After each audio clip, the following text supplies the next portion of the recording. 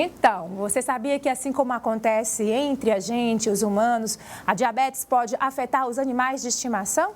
Exatamente esse é o tema do nosso quadro Amigo Pet de hoje. A gente está recebendo aqui a veterinária Simone Souza e ela vai justamente explicar para a gente, né, o que acontece com nossos animalzinhos quando ele tem esse problema de saúde, quais são os sintomas, né, os sinais de alerta para você ficar atento aí à saúde do seu cãozinho, né? Isso, Simone, tudo bom? Tudo bom, Shirley. Seja bem-vinda. Prazer estar aqui mais uma vez com você. A alegria é sempre nossa. Vamos começar explicando. O diabetes, né, acontece da mesma forma nos cãezinhos como com a gente, né? A ausência da produção da insulina, é isso que acontece com os cãezinhos também? Pronto. Quando a gente fala que os animais têm diabetes, as pessoas se assustam muito, né? Então, assim, tanto os cães quanto os gatos, eles podem se tornar diabéticos por vários motivos, Shirley. Por conta de questões genéticas, questões autoimunes. A doença é muito frequente em animais idosos e também animais obesos, né? A obesidade ela também está por trás disso.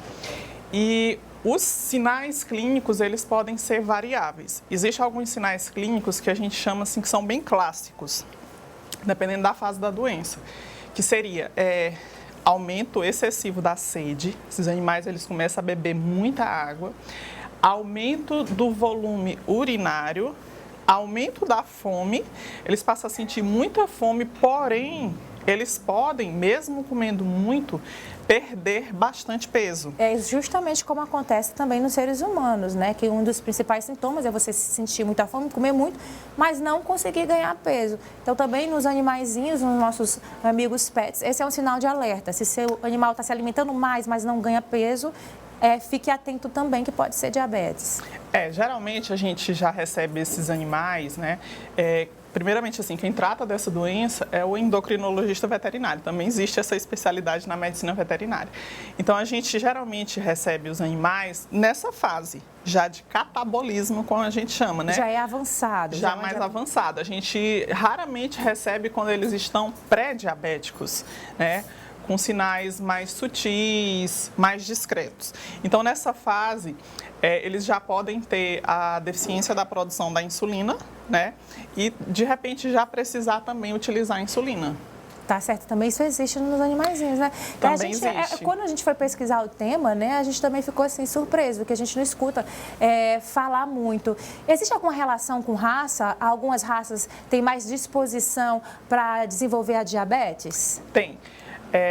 A raça mais descrita na literatura e também a que a gente mais observa na rotina é o Poodle, né? O Poodle, segundo vem o Dachshund, que a gente chama carinhosamente de salsichinha. O Schnauzer também é muito descrito, o Labrador, o Golden Retriever e o Beagle. Essas são as principais raças acometidas. Existe uma média de idade? Geralmente quando a idade do cãozinho está mais avançada ou não tem essa relação? Tem relação. Geralmente são animais acima de 5 anos, porém a gente já diagnosticou em animais mais jovens, né? Porque existe o diabetes juvenil. É uma condição que o animal já pode nascer com a doença, né? E a doença ela também pode ser secundária. Por exemplo, a pancreatite, se o animal tem uma pancreatite, pode desenvolver o diabetes em qualquer idade. Ela pode ser secundária à administração de medicamentos, como o corticoide, que se administra de forma muito indiscriminada nos cães e também nos gatos, e a hormônios, né? Dentre esses hormônios, a gente pode falar das famosas injeções anti-cio, que são feitas nas fêmeas, tanto nas gatas quanto nas cadelas. São perigosíssimas. Então, são medicações que podem levar o animal a se tornar diabético em qualquer idade.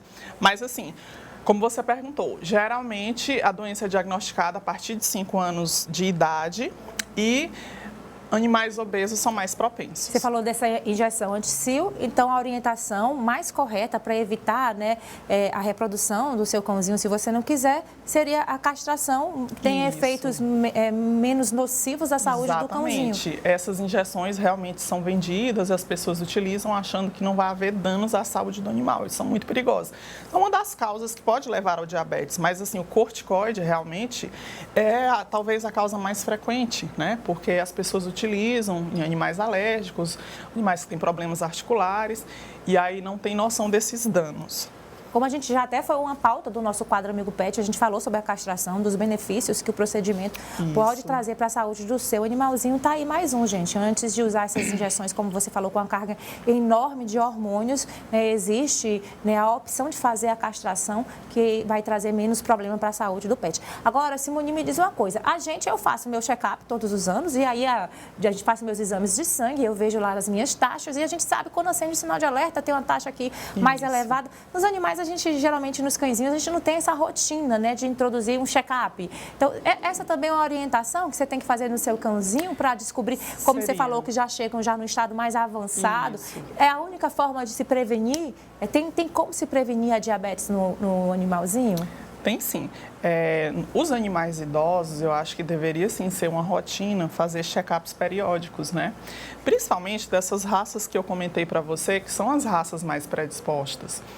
E os obesos, eles também têm um risco muito grande e esses animais obesos deveriam ser melhor acompanhados, porque a gente cada vez mais vê os animais com sobrepeso, tanto cães quanto gatos, por conta de estilo de vida, alimentação inadequada. Então, os check-ups periódicos, eles poderiam, de alguma forma, sim, prevenir ou até mesmo diagnosticar mais precocemente a doença. Existe também a questão de você exercitar o seu animalzinho, né?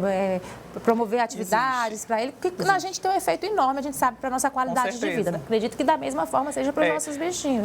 Para os animais, o gato a gente tem certas limitações, né? Mas ele também, a gente pode fazer o que a gente chama de enriquecimento ambiental, para ele gastar mais energia em casa. Mas os cães, eles precisam da atividade física, sendo ou não diabéticos, tanto pela saúde física, quanto também pela saúde mental.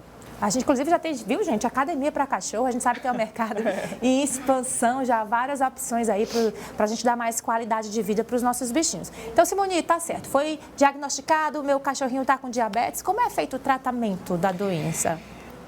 O tratamento ele deve ser feito por um veterinário endocrinologista que tem experiência. A doença complexa, então é importante que a gente tenha ali um profissional experiente para fazer o acompanhamento.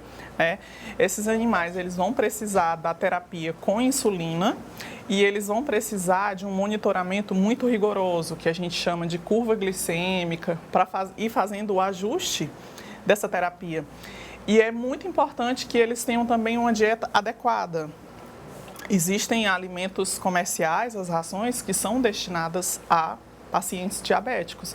Então, esse acompanhamento é muito importante para que não haja uma evolução e esse paciente entre num quadro emergencial, como a gente chama de cetoacidose diabética. Eu acredito que, assim como nos humanos, essa doença não seja curada, né? Ela seja controlada, assim também nos cãezinhos. Nos gatos, há chance de ter remissão, né? Os gatos, eles podem precisar de terapia insulínica e há chance de ter remissão. Nos cães, as remissões, elas são muito raras e geralmente a situação é irreversível. Outra coisa, Shirley, é sobre a catarata, né? Os cães diabéticos, eles podem ficar cegos. E às vezes o animal, a cegueira pela catarata é um dos motivos que leva o paciente até o nosso consultório. O fato dele perder a visão de forma súbita ou parcialmente. Que também pode acontecer nos humanos. Eu estou fazendo essa comparação porque a gente escuta mais falar na diabetes nos humanos, mas são sintomas que você pode identificar também no seu animalzinho de estimação e você não ligar à doença, né? Então, são muito claros também e visíveis e parecidos com a diabetes humana, de acordo com o que você falou aí, né? Quase todos praticamente. Exatamente. Então, esse acompanhamento deve ser feito por um veterinário especializado na área. Geralmente, os animais vão precisar tomar insulina para o resto da vida e ter uma alimentação específica. A aplicação pode ser feita em casa? A exemplo do que acontece com os humanos? Não precisa de sair ao veterinário todos os dias para a aplicação da insulina? A terapia é feita em casa, geralmente a gente ensina os tutores a aplicação da insulina. É uma coisa relativamente fácil, porém, em alguns animais, por exemplo, como um gato, talvez não seja uma tarefa tão fácil. Com certeza. Mas é possível, sim, e deve ser realizada porque é a questão de vida do animal, né? Tá certo. É muito necessária. Pronto, doutora Simone, a gente agradece a sua participação e tirando sempre dúvidas e curiosidades sobre a saúde dos nossos companheirinhos. Como você falou, muita gente desconhecia que era possível sim os animais terem diabetes e a importância de estar atento a alguns sintomas, como ela falou. O animalzinho está bebendo demais, está com sobrepeso, já pode ser um sinal. Fator de risco, Ou né? então se alimenta muito, mas não ganha peso, também é outro sinal. E aí você corre para procurar um especialista, né? Que é a melhor forma da gente sempre resolver os nossos problemas com os nossos amiguinhos pets. Eu que agradeço, Shirley, mais uma vez. Tá certo, doutora Simone, a gente agradece a participação.